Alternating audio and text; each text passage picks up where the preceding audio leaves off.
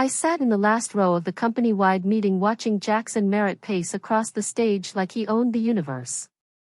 The CEO's voice boomed through the auditorium as he gestured dramatically at the projection screen behind him. "What you're seeing today is the culmination of months of breakthrough innovation," Jackson announced, his perfect veneers gleaming under the spotlights. "An AI platform that will revolutionize how logistics operates globally." The slide transitioned to a familiar architecture diagram. My architecture diagram, the one I had sketched on a napkin at my mother's birthday dinner 6 months ago when inspiration struck between cake and coffee. I'd refined it over countless nights, built every module from scratch, and tested edge cases no one else had even considered. Now it was being presented as our latest innovation. I didn't flinch when the room erupted in applause. Instead, I silently noted how Jackson emphasized certain phrases. Our proprietary algorithm, our unique approach, our team's vision. Not once did he mention my name. Not once did he acknowledge that every line of code, every elegant solution to previously insurmountable problems had come from my mind. When the Q&A session began, a young engineer raised his hand. "This is incredible work. Which team led the development?" Jackson's smile didn't waver. This was a true collaborative effort across departments. His eyes swept the room but conveniently skipped over my corner. Though of course final architecture decisions were made at the executive level. I reached for my phone and typed 3 notes. Delete drafts. Extract personal data. Don't forget thermos. The thermos was sitting on my desk, half full of the morning's coffee. It was the only personal item I needed to take with me when I walked out of Novatray Logistics for the last time tonight. No one noticed when I slipped out of the meeting 15 minutes early. They were too busy listening to Jackson detail how his revolutionary system would triple the company's valuation by year's end. Too distracted by promises of bonuses and stock options to notice the architect of their golden ticket heading for the exit. Back at my desk, I navigated to the company's internal repository. My hands moved with practiced precision as I deleted drafts of papers I hadn't yet submitted for patent review. I'd already secured the essential patents under my name months ago. Of course, Jackson didn't know that yet, but he would. I erased my personal settings from the workstation, cleared browser cookies, and removed all traces of my development environment configurations. The office hummed with the usual afternoon energy, phones ringing, keyboards clicking, occasional laughter from the break room. No one paid attention to the quiet woman in the corner office performing her digital disappearing act. At precisely 5:47 p.m., I logged out of the system for the final time. I collected my thermos, leaving behind the coffee ring on my desk, the only evidence I had ever occupied this space. No farewell email, no dramatic resignation, just the silent exit of a woman who had already set her plans in motion 6 months earlier. Outside, the evening air carried the first hint of autumn. I walked unhurriedly to the subway station, just another professional heading home after a day's work. But inside my bag was a laptop containing the access codes to Sable Ridge Systems LLC, my shell company, and a private repository hosting a restructured, upgraded version of the AI model Jackson had just claimed as his own. He thought he had stolen my work. In reality, he had only stolen its shadow. The real system, the one I had been perfecting in parallel, was far more powerful, and by this time tomorrow the first phase of my response would begin. Sometimes revenge isn't about explosive confrontations or public accusations. Sometimes it's about the quiet execution of a plan so meticulous that your opponent doesn't realize they've lost until they're already in checkmate. I smiled as I swiped my Metro card. Jackson Merritt was about to learn what happens when you steal from someone who thinks 3 moves ahead. The signs had been there for months. Subtle shifts in the company dynamics that I initially dismissed as standard corporate politics. But looking back, I should have recognized the pattern sooner. It started 6 months ago after I presented the initial concept to the executive team. The room had fallen silent when I finished my demonstration. The good kind of silence that follows when minds are processing something revolutionary. Then came the questions, technical and probing at first, then increasingly strategic as they grasped the implications. Jackson had remained quiet throughout, watching not me but the reactions of the other executives. When he finally spoke, his question wasn't about the technology. "Who else knows about this?" he asked. "Just the people in this room," I answered. I wanted executive input before expanding the team. He nodded, satisfaction briefly crossing his face. "Good. Let's keep this close for now. Lena, you'll report directly to me on this project going forward." That should have been my first warning. The second came 3 weeks later when Jackson began using "we" when discussing my work with investors. "We've developed a novel approach to predictive logistics," he'd say, his hand casually resting on my shoulder during demonstrations. By month 3, the "we" had transformed to "our team" in company-wide emails. By month 4, my name had stopped appearing in meeting minutes altogether. I confronted him once after a particularly egregious presentation where he walked potential investors through his architectural decisions. "Jack, I need to be credited for my work," I said, catching him alone in the corridor. He looked genuinely surprised. "Lena, you're getting credit. Everyone in the company knows you're on the team." "On the team," I repeated. "Not leading it. Not creating it." His expression shifted to the practiced empathy he used when denying promotion requests. "This is how business works at this level. We present a unified front. The company gets the credit. We all benefit from the success." He checked his watch. "We'll talk more about this later, I promise." We never did. By month 5, I had already incorporated Sable Ridge systems. Using personal funds and a lawyer who had no connection to anyone at Novatray, I paid for everything with my personal credit card, leaving no company expense trail. I worked nights and weekends at home refining my model, making it more versatile, more powerful, more mine.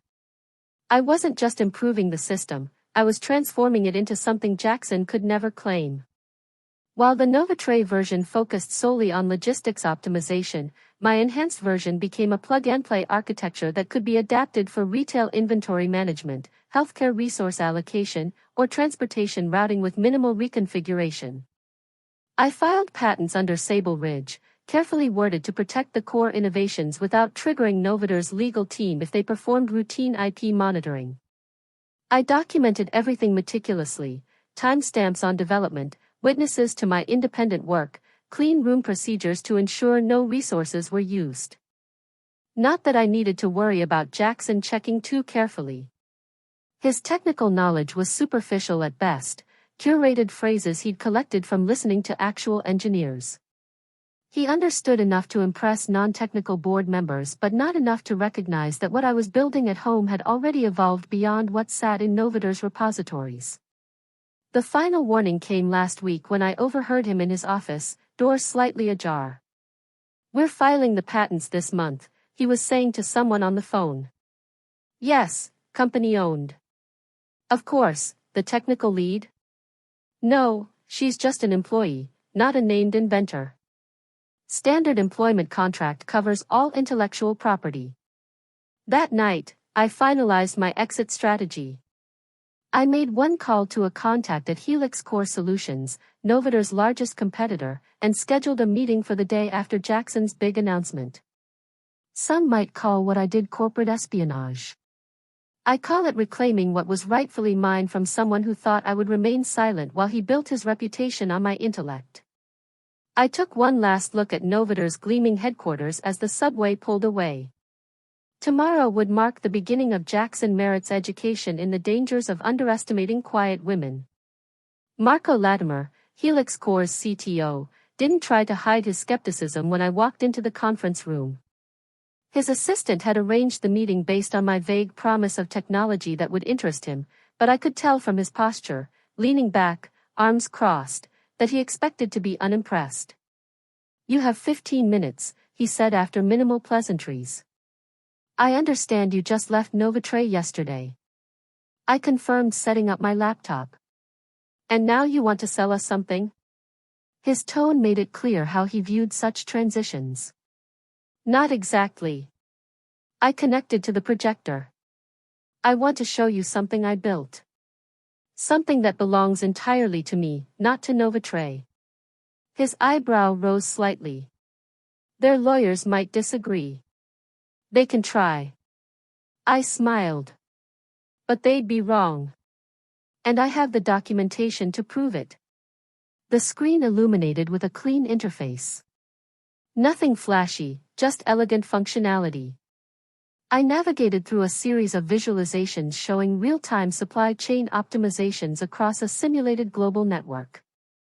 This is Nexus, I said. An adaptive AI framework for operational intelligence. Marco leaned forward slightly. Looks similar to what Novatray has been hinting at in their investor calls.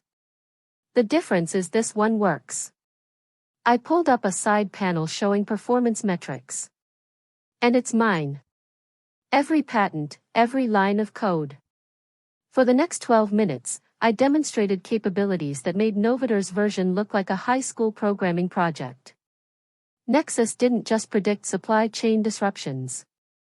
It automatically reconfigured distribution networks in milliseconds. It didn't just optimize warehouse operations. It learned from historical patterns to preposition inventory before demand spikes occurred.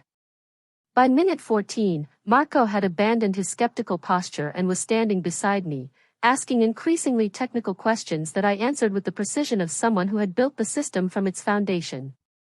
How long would implementation take? He finally asked. 3 weeks for core functions, 8 for full deployment across your network. He laughed. That's impossible. Our last system integration took 8 months. That's because you were integrating someone else's system designed for general purposes. I closed the presentation. Nexus was built to be adaptable from the ground up. The modules reconfigure themselves based on the data environment. And you own all the IP personally? Through Sable Ridge Systems. I have a complete paper trail and independent development. He studied me for a long moment. Why come to us? You could shop this around, start a bidding war. Because I want it implemented immediately at scale by a company with the infrastructure to maximize its potential. I paused. And because I want Novatray to recognize exactly what they lost when they chose to erase my contributions. Understanding dawned in his eyes. This isn't just business for you. It's both business and personal, I acknowledged. But my personal motivation doesn't diminish the business opportunity. If anything, it ensures you're getting my absolute best work. Marco nodded slowly. What are your terms? Exclusive, perpetual license to Helix Core. Sable Ridge maintains ownership of the IP and receives royalties on implementation. I join as a consultant during integration, then exit with no further obligations. And Novatray? Will never have access to this architecture again. He extended his hand. We'll need our legal team to review everything, but provisionally, I believe we have an agreement. We shook hands, and in that moment the first domino in my plan fell exactly as intended. 3 hours later, Novatray received a cease and desist letter from Sable Ridge Systems claiming patent infringement on key components of their newly announced AI platform. Attached were copies of my patents filed months earlier, along with documentation proving my independent development of the technology. The letter didn't come from me. As far as Novatray knew, I had simply resigned and disappeared. The letter came from a prestigious law firm specializing in intellectual property, representing the mysterious Sable Ridge Systems LLC. By morning, chaos would erupt within Novator's walls. By afternoon, their legal team would be in emergency meetings. By evening, Jackson would realize that the ground beneath his feet had turned to quicksand, and I would be sitting in a different conference room finalizing details with Helix Core's implementation team, watching Novatray unraveling from a comfortable distance. Some people demand credit in the moment. I preferred to let my work speak for itself. And now it would speak volumes, just not for the company or the man who had tried to claim it as their own. The internal meltdown at Novatray began precisely as I had anticipated. My former colleague Sophie texted me the morning after the cease and desist arrived. "What the hell is happening?" Her message read. "Legal team running around like headless chickens. Jackson locked in boardroom for hours. Someone leaked that we might be using stolen tech. True?" I didn't respond. Sophie was nice enough, but she was also notoriously unable to keep information to herself. Anything I told her would circulate through the company within hours. Better to let rumors ferment naturally. By midday, 3 more former teammates had reached out with similar questions. I maintained my silence, allowing speculation to flourish in the information vacuum. Novator's official response came late that afternoon, a carefully worded statement to employees about reviewing certain intellectual property matters and full confidence in our legal position. The kind of corporate non-statement that only amplifies concern rather than alleviating it. Meanwhile, I spent the day at Helix Core, walking their senior engineers through Nexus's architecture. They were quick to grasp its elegance, asking intelligent questions that reminded me why Helix Core had the superior technical reputation despite Novator's marketing advantages. "This modular approach to the prediction engine is brilliant," said Elaine, their lead data scientist, as we reviewed the code together. "You've essentially created a system that rewrites its own optimization parameters based on outcome analysis." "That's the core innovation," I confirmed. Most AI systems require human adjustment when conditions change. Nexus learns not just from the data but from its own successes and failures. How did Novatray not understand what they had here? Another engineer asked. I gave a diplomatic answer about different organizational priorities. But the truth was simpler: Jackson didn't understand the technology well enough to recognize its full potential. He saw only what it could do for logistics because that was Novator's business. He never grasped that I had built a framework that transcended individual applications. After the technical sessions concluded, Marco invited me to dinner at an upscale restaurant overlooking the city. As we waited for our entree, he handed me a tablet displaying a financial news site. "Thought you might find this interesting," he said. The headline read, "Novatrex stock drops 8% following IP dispute rumors." The article noted that several major investors had expressed concerns about the company's much-hyped AI platform after sources close to the situation suggested potential patent infringement issues. "Did you plant this story?" I asked. Marco shook his head. "The market is efficient at processing information. Someone at Novatray talked to someone who talked to someone else. Information flows, especially when it impacts valuations." I nodded, returning the tablet. A part of me felt momentary guilt for the innocent Novatray employees whose stock options were now worth less. But I reminded myself that Jackson's deception would have eventually led to a much steeper crash when the technology failed to deliver on his exaggerated promises. "Has Novatray reached out to Helix Core?" I asked. "Not directly, but 3 of their senior engineers have suddenly updated their LinkedIn profiles and sent resumes to our HR department." Marco smiled thinly. "Rats sensing a listing ship. Any worth hiring?" 2 are solid. 1 we're interviewing next week." He studied me. "You're taking this all rather calmly. No satisfaction in watching them struggle?" "I didn't do this for satisfaction," I replied. "I did it because it was the correct response to their actions. Most people in your position would be gloating. Most people in my position would have shouted accusations in the middle of that company meeting, then walked out dramatically." I sipped my water. That approach might feel good momentarily, but it rarely achieves optimal outcomes. Marco laughed. "You really do think like an algorithm, don't you?" "I prefer to say I think systematically," I corrected. Emotional responses have their place, but they make poor strategic guides. Our food arrived, temporarily pausing the conversation. As we ate, I received another text. This one from an unknown number. This is Jackson. We need to talk. What's your price? I showed the message to Marco, who raised his eyebrows. Are you going to respond? He asked. No need. My price was acknowledgement and respect 6 months ago. Now my price is watching him explain to his board why their revolutionary technology belongs to someone else. Marco raised his glass to the correct response. Then we clinked glasses and I allowed myself a small smile. Phase 1 was complete.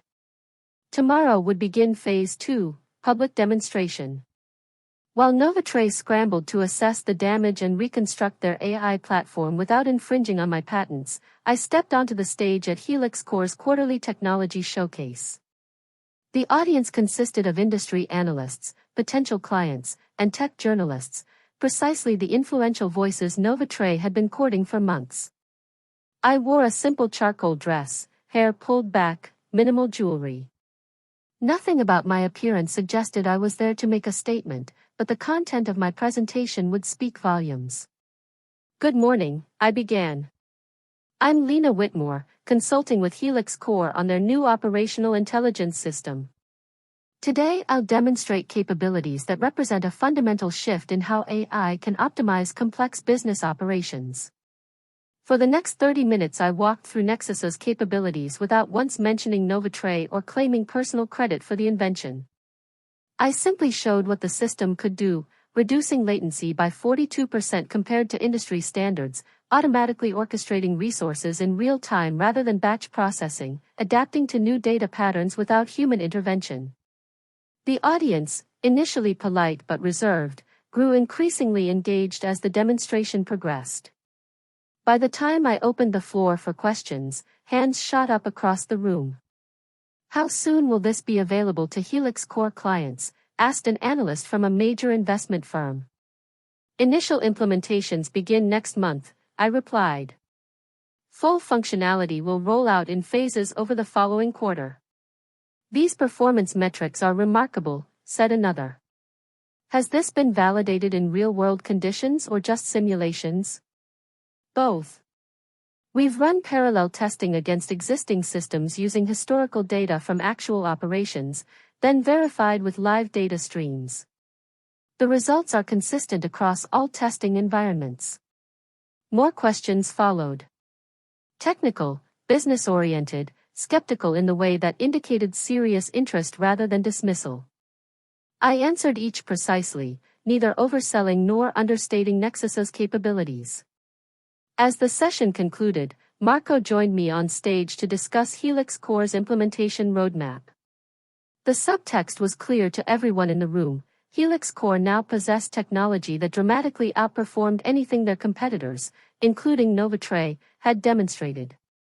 Afterward in the green room, Marco handed me a glass of champagne. Perfectly executed, he said. 3 analysts have already requested private demonstrations and the initial feedback is better than we hoped. I checked my phone. The industry publication TechWire had already posted an article titled, Helix Core Unveils Game-Changing AI System, Leapfrogs Competitors. The piece specifically noted that the system showed maturity and refinement that suggests years of development, raising questions about recent announcements from rival firms. Another text from Jackson appeared. Whatever they're paying you, we'll double it.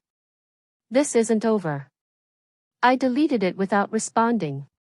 What happens now? Marco asked, noticing my expression. Now we wait, I said. News will spread, questions will be asked, comparisons will be made. And Novatray? We'll discover that building something from scratch is much harder than taking credit for someone else's work. Marco raised his glass. To appropriate consequences. We clinked glasses again, and I felt neither joy nor vindication, just the quiet satisfaction of watching a carefully constructed plan unfold exactly as designed.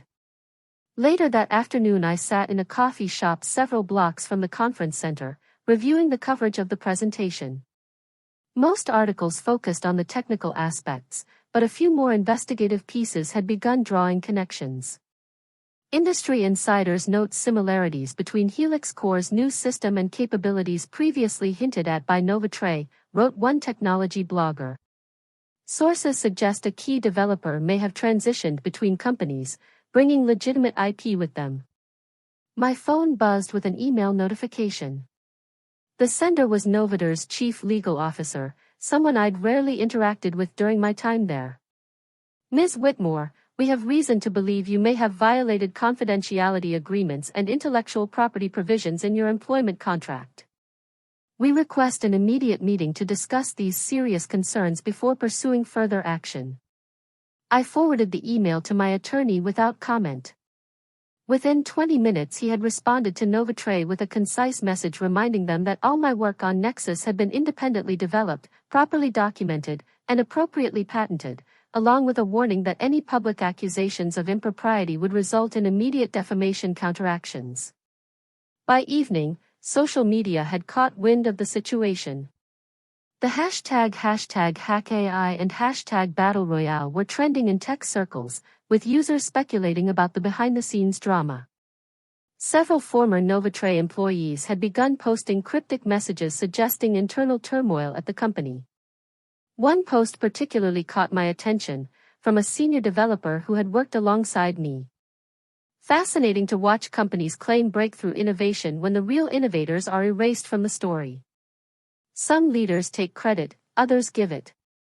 Choose who you work for carefully.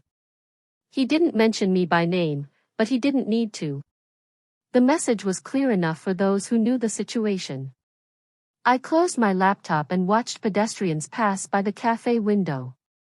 Phase 2 had accelerated faster than anticipated. The industry was now paying attention, asking questions, connecting dots. The narrative was shifting from Novator's triumphant innovation to suspicious circumstances and potential deception. Tomorrow would bring financial analyst assessments, investor inquiries, and internal pressure at Novatray for explanations. Jackson would be facing questions he couldn't answer about technology he didn't understand. I ordered another coffee and opened my development environment. While the chaos unfolded at my former company, I would continue refining Nexus. Because ultimately this wasn't just about retribution. It was about creating something exceptional that would have never reached its full potential under Jackson's limited vision. The best revenge wasn't just watching him fall. It was soaring beyond what he could have imagined. The financial impact hit Novatray with stunning swiftness. By market open the following day, their stock had dropped another 12%, triggering a temporary trading halt. When trading resumed, the decline continued, more gradually but persistently. Investment forums buzzed with analysis and speculation. Most centered around variations of the same theme. If Novator's breakthrough technology was compromised by IP issues, what exactly were investors buying into? Jackson finally broke his unusual silence with a company-wide email that was promptly leaked to the technology press. Recent market volatility reflects misunderstandings regarding our proprietary technology. We maintain full confidence in our legal position and the integrity of our innovation. This temporary distraction will not deter us from our mission or growth trajectory. The email's corporate platitudes did little to reassure anyone. If anything, its vagueness intensified concerns. By mid-morning, Novator's PR team had arranged a hastily organized press call. I didn't need to listen in. Sophie provided a real-time commentary via text messages. Jackson looks terrible. Hasn't slept. Keeps saying our tech is fundamentally different from Helix Core's but won't explain how. Legal guy jumped in when someone asked about patents. Super awkward. Now claiming they'll have even more impressive updates in coming weeks. Sure, January OMG reporter just asked directly if you took IP with you to Helix Core. Jackson practically swallowed his tongue. I put my phone away and focused on my meeting with Helix Core's implementation team. We were mapping out integration points with their existing systems, Productive work that would actually deliver value, unlike the damage control theater occurring at Novatray. After the meeting, Marco invited me to his office. "You've seen the market reaction," he asked, gesturing to a screen displaying financial data. "I've been made aware," I replied. "Their market cap has decreased by nearly 30% in 2 days," he studied me. "That represents hundreds of millions in lost value. Most of which was artificially inflated by false promises," I pointed out. "The correction was inevitable, with or without my actions." Marco nodded slowly. "Our board is impressed with both the technology and the strategic advantages it's creating. They've authorized me to offer you a more permanent position, Chief Architecture Officer, reporting directly to me." I thanked him for the offer but declined. "I'm not looking for another corporate position right now. The consulting arrangement works better for my plans." He didn't press the issue. "Fair enough. Though the offer remains open." He handed me an envelope. "This, however, is non-negotiable. Your first royalty payment." As agreed. The check inside represented more money than I'd earned in the past 2 years at Novatray. Not life-changing wealth, but enough to provide freedom and options. "Thank you," I said, tucking it away. "No, thank you. This partnership is proving even more valuable than anticipated." Marco's expression turned curious. "I have to ask though, what's your endgame here? You've made your point. You've secured your IP. You're being compensated appropriately now. Is that enough?" I considered the question carefully. "It's not about punishment or compensation," I finally said. "It's about correction." Jackson built his reputation claiming innovations he didn't create. The market is now reassessing his value based on more accurate information. That's all I wanted. Reality realignment. Marco laughed. "You really do think in systems." He shook his head. "Most people would want to see him fired, publicly humiliated, personally destroyed." "That would be inefficient," I replied. "Jackson's career trajectory will naturally adjust based on his demonstrated capabilities. The market is already making that correction, without my interference." As I left Helix Core's headquarters, my phone buzzed with another email notification. This one wasn't from Novator's legal department but from Jackson himself, sent to my personal email address. "Lena, this has gone far enough. You've made your point. We need to resolve this situation before it causes irreparable damage to both parties. I acknowledge that your contributions to the project were significant and perhaps inadequately recognized. I'm prepared to discuss appropriate remedies, including financial compensation and public attribution. Can we please talk directly?" This email chain can serve as the beginning of settlement discussions and is without prejudice to either party's legal position. For the first time he was acknowledging my role, not because he valued my work, but because he was desperate to stop the bleeding.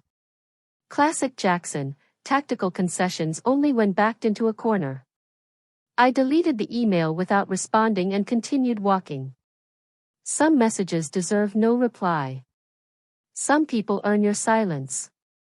By afternoon, industry analysts had begun publishing detailed comparisons between Helix Core's demonstrated capabilities and Novator's promised features. The consensus was emerging that Helix Core had not only matched Novator's publicized technology but had substantially exceeded it in several key dimensions. One analyst's assessment was particularly pointed. While Novatray continues to reference future capabilities, Helix Core is demonstrating working technology today. The performance metrics are not projections but verified results. This represents a significant shift in the competitive landscape, with Helix Core now positioned as the clear technology leader in the space.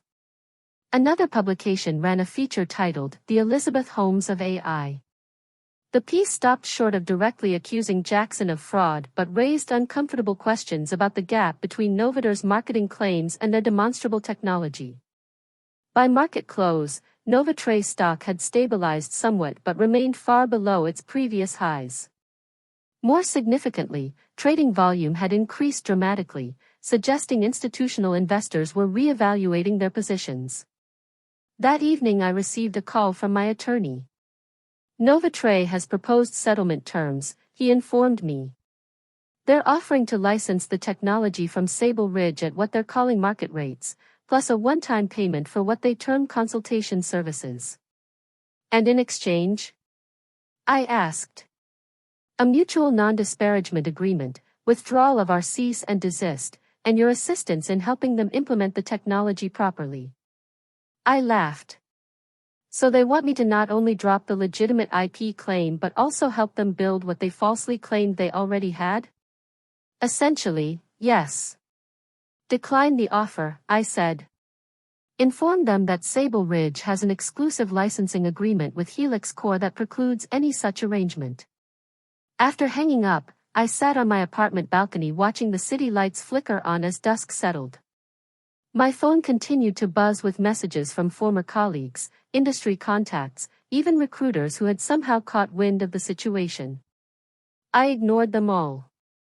What most of them failed to understand was that this had never been about negotiating a better position or extracting a larger payout. It was about establishing the truth, not through accusations or litigation, but through demonstrated reality. Jackson had built his career claiming credit for others' innovations. Now the market was reassessing his value based on his actual contributions. The system was correcting itself without my needing to throw a single public punch. My phone buzzed again. Another email from Jackson. The subject line read simply, "Please." I deleted it unread and turned my attention to the night sky. Some confrontations are best won by refusing to engage in them at all. 3 weeks later, the technology landscape had shifted dramatically. Helix Core had publicly launched their Nexus-powered platform to widespread industry acclaim. Early clients reported performance improvements exceeding even the impressive metrics from the initial demonstrations. Novatray meanwhile had entered what financial analysts euphemistically called a strategic reassessment period. Their much-hyped AI platform had been quietly delayed for enhancement opportunities. According to their press releases, industry insiders recognized this for what it was, a desperate scramble to develop an alternative that wouldn't infringe on my patents. I maintained my consulting role with Helix Core, helping their team integrate Nexus across their client implementations while continuing to refine the core architecture. The work was satisfying, purely technical challenges without political nominations or credit stealing. Marco kept me updated on industry gossip, including the latest from Novatray. Their board called an emergency meeting yesterday, he told me during one of our weekly review sessions. Apparently 3 major investors are threatening to pull out if there isn't a leadership change. I nodded but offered no comment. Novator's internal dynamics were no longer my concern. You're not even a little curious about what happens to Jackson? Marco pressed. His future will be determined by his demonstrated capabilities, I replied. The market is efficient that way. Marco shook his head with a slight smile. You're either the most zen person I've ever met or the most calculating. Those aren't mutually exclusive, I pointed out. Later that day, the news broke. Novatray had announced a leadership transition. Jackson was stepping down as CEO, effective immediately, to pursue other opportunities. The interim CEO would be the company's long-serving COO, a woman named Diana Chen, who had a reputation for operational excellence and rigorous integrity. My phone lit up with messages from former colleagues, all variations on the theme of, "Did you hear?" and "You won." I didn't respond to any of them. This wasn't about winning or losing. It was about systems finding equilibrium. That evening, I received a LinkedIn connection request from Diana Chen followed by a direct message. I believe we should talk about the future of both our companies in this space. No lawyers, no PR, just straightforward discussion between principals. Are you open to that? Unlike Jackson's desperate outreach, this message warranted consideration. Diana had always been the most competent executive at Novatray, often cleaning up messes created by others' overreach. After some thought, I accepted the connection and agreed to meet. We arranged to meet at a neutral location, a private room at a downtown restaurant known for its discretion. Diana arrived precisely on time, dressed in the same practical business attire she'd always favored, without the flashy accessories Jackson had considered necessary signifiers of executive status. After brief pleasantries, she got straight to the point. "I'll be direct, Lena. Novatray is in a difficult position, largely of our own making. I'm not here to dispute your ownership of the IP or to negotiate another attempted license." "What are you here for then?" I asked. "To understand if there's any path forward that doesn't end with Novatray becoming irrelevant or bankrupt." She met my gaze steadily. "And to apologize personally for how the company treated you and your innovations." The apology surprised me, not because Diana wasn't capable of it, but because corporate executives rarely admitted mistakes so plainly. "I appreciate that," I said, "but I'm not sure what path you're envisioning." Sable Ridge's exclusive agreement with Helix Core prevents licensing the technology to Novatray. "I understand that," Diana nodded. "I'm thinking more creatively. Novatray has strengths that complement Helix Core's, particularly our global implementation team and client relationships in sectors where Helix Core has limited presence." I saw where she was heading. "You're suggesting some form of strategic partnership between Novatray and Helix Core, with appropriate protections for your IP and proper attribution of innovation?" She confirmed. "A collaboration rather than competition model." The proposal was unexpected, but not without merit. While Helix Core had superior technology now, Novatray still possessed valuable assets in their global presence and established client base. This would require Helix Core's agreement, I noted, and substantial changes in how Novatray operates. "Both are already in progress," Diana revealed. "I've had preliminary discussions with Helix Core's CEO, contingent on this conversation. As for Novator's operations..." She smiled grimly. "Consider the current situation a catalyst for overdue reforms. The board has given me broad authority to restructure as needed, including addressing the culture that allowed Jackson to claim others' work. Especially that." Diana's expression hardened. "What happened to you wasn't an isolated incident, just the most consequential one. There's a pattern that needs correction throughout the organization." We talked for another hour, outlining potential structures for a collaboration that would benefit both companies while ensuring proper recognition for the innovations behind it all. By the end, I had a cautious appreciation for Diana's practical approach and genuine commitment to fixing what had been broken. "I'll discuss this with Marco," I promised as our meeting concluded. "But I make no guarantees." "That's all I ask," Diana said, extending her hand. "A fair consideration based on current realities, not past grievances." We shook hands, and I left with much to think about. The path Diana proposed wasn't one I had anticipated in my strategic planning, but it potentially offered better outcomes for everyone involved, including the many innocent Novatray employees whose livelihoods had been jeopardized by Jackson's actions. Later that week, I arranged a meeting with Marco and Helix Core's CEO to discuss Diana's proposal. Their initial skepticism gradually shifted to cautious interest as I outlined the potential benefits of a limited partnership with the new Novatray leadership. "It's an elegant solution," Marco acknowledged. "Helix Core gains immediate access to new markets. Novatray stabilizes its position without the expense of developing competing technology. And both companies benefit from complementary strengths." "And your position?" Helix Core's CEO asked me directly. "I believe it's viable with proper controls and explicit acknowledgement of innovation sources," I replied. "Diana Chen operates with integrity. The company under her leadership won't repeat past mistakes." We spent the next several weeks negotiating framework agreements, establishing intellectual property protocols, and designing collaborative implementation processes. Throughout it all, I maintained my role as consultant rather than employee, preserving my independence while ensuring the technology achieved its full potential. 6 months after Jackson's fateful presentation, the one where he claimed my work as his own, I sat in another company-wide meeting. This time it was a joint session between Helix Core and Novatray teams, announcing their strategic partnership centered around the groundbreaking Nexus platform, originally conceived and developed by Lena Whitmore. Diana Chen and Helix Core's CEO stood side by side on stage, describing how the collaboration would transform both companies' market positions. On the screen behind them, my name appeared prominently in the architecture diagrams and patent listings.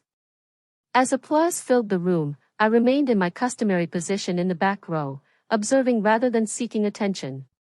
This wasn't about public recognition or vindication. It was about systems functioning as they should, innovation properly attributed, value appropriately distributed, truth eventually prevailing. My phone buzzed with a news alert. Jackson Merritt had taken a position as innovation advisor at a small startup, several tiers below his previous status. The market had indeed corrected his value based on demonstrated capabilities. I put my phone away and returned my attention to the presentation. The past was settled. The future, with its complex systems waiting to be optimized and its new problems seeking elegant solutions, was infinitely more interesting. Sometimes the most effective response to having your contributions erased isn't shouting louder or fighting for attention. Sometimes it's quietly building something so undeniable that the truth eventually writes itself across every screen, every quarterly report, every stock chart. I had never needed to tell my story publicly. I simply created a system where the truth became the only sustainable narrative. And in the end, that was more satisfying than any dramatic confrontation could ever be.